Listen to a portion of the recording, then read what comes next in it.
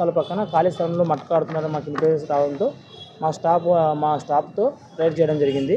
దాంట్లో బోయ వీరరాజు నాయుడు, బోయ రెడ్డిరాజు, లింగ బల్జ విజయ్ కుమార్, బోయ దివాకర్, కల్లుపరి నాగేష్, లింగ బల్జ గీత వీళ్ళందరూ మట్కా రాస్తూ సీట్లు రాస్తూ మాకు దొరకడం జరిగింది. వీళ్ళ దగ్గర 2,30,000 నగదు రిసీవ్ చేసి కేసు నమోదు చేసి రిమాండ్ తరలిస్తుంది.